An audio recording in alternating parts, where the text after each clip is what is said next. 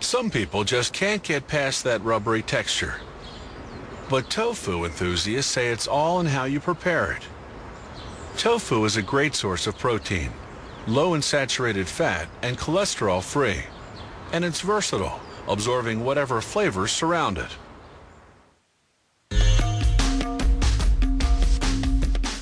Tofu is made from soybeans, the seeds that grow in the pods of the soybean plant. They contain 40% protein, more than double the protein in beef or fish.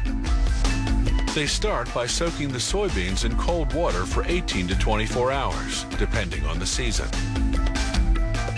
In winter, beans are stored in outdoor silos and take time to warm to room temperature.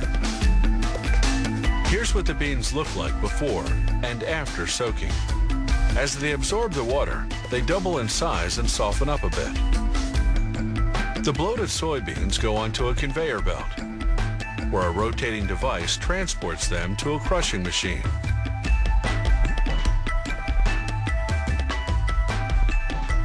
The machine crushes them into a thick and grainy soup of soybean milk and pulp.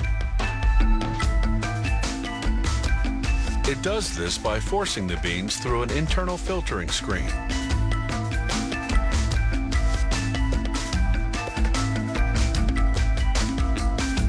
Next, they transform the soup into a paste by heating it in a steam cooker for 3 to 4 minutes. Then it's into a centrifuge machine. As the chamber spins, the centrifugal force separates the milk and pulp.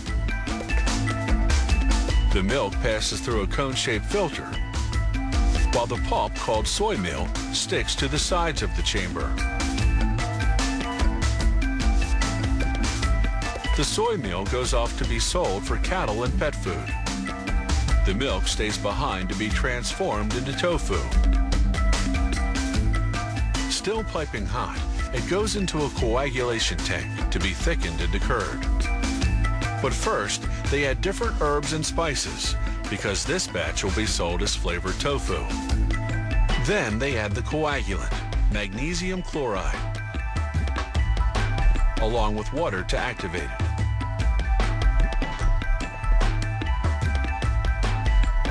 Then more stirring.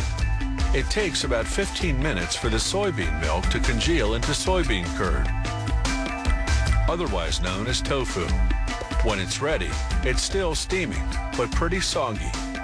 So they run it through a perforated cylinder to drain as much liquid as possible. By the time the tofu comes out the other end of the cylinder, it's relatively dry and roughly the consistency of scrambled eggs. Now it can be processed into those familiar blocks you buy at the supermarket. They transfer the tofu into large rectangular molds lined with cheesecloth.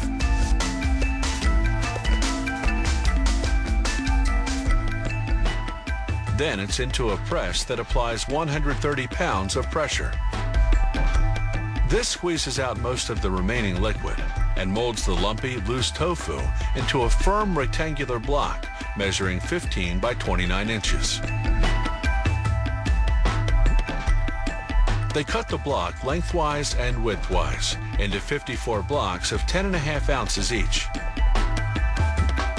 Tofu is pretty tasteless, but like a sponge, it absorbs the flavor of whatever it comes into contact with. They drench this batch in a spicy marinade to make jalapeno-flavored tofu. After verifying the weight of each block, they package the tofu with a sprinkle of spices for garnish.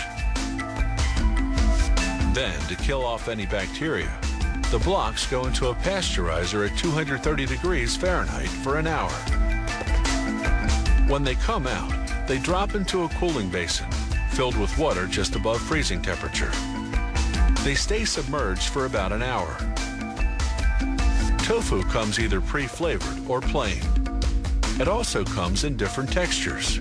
Firm tofu maintains its shape in soups and stir-fries, while soft tofu and soaken tofu are ideal for blended dishes and desserts.